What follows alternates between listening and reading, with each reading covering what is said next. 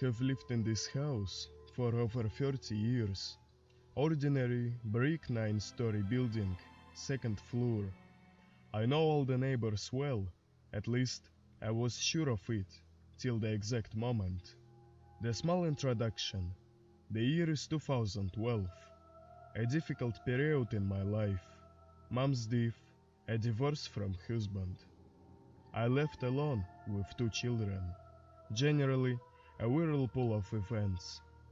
I have long ceased to notice what is happening around.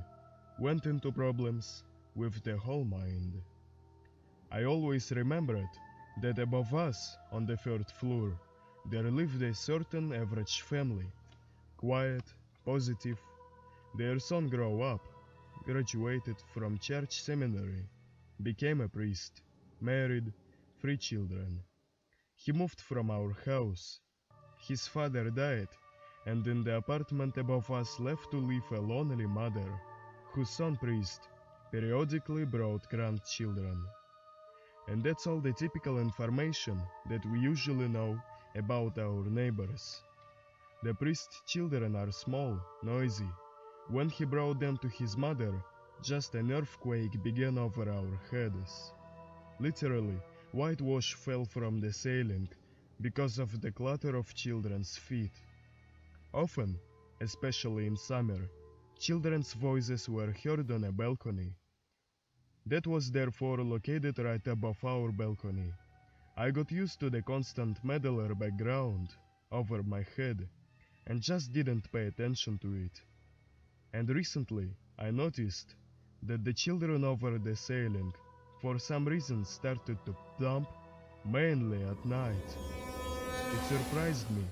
Why the small children visiting grandma don't sleep until 4-5 in the morning? What kind of anarchy is this?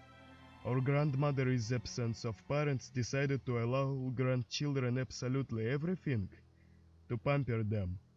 Also, to the clatter of children's feet, added clawing of small claws of a small dog. But I never heard barking. In general, the noises at some point became annoyingly loud. I was going to go to the neighbors on the 3rd floor to talk about all this, because I also had a small child who was prevented from sleeping at night. I tried to ring the bell several times, but for some reason I never caught them at home. Also, I tried to go out more often with my younger child into the yard, in hope to meet the neighbor walking her dog that close on the floor. But I never once met her.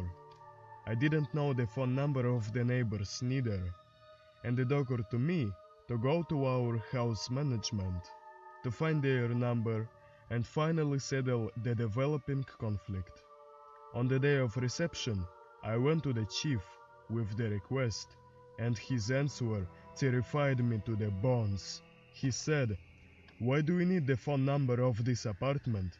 They haven't been living there for almost a year." Then I asked, maybe they rent the apartment. I told about the noises that bother us every night. The chief assured me that the apartment was absolutely empty, no one rented it, and looked at me like a madwoman. I went home. When it got dark, I deliberately went out on the yard to see if the light would turn on in the windows on the 3rd floor. The windows remained dark. I didn't understand what was going on. The brain denied to analyze all this. Now it's a night. In the apartment on the 3rd floor, the stamping of the children's feet is again clearly heard, and the clawing of the claws of an animal. I'm afraid. I'm reading Otche Nash, and even afraid to imagine what is up there in the empty and dark apartment.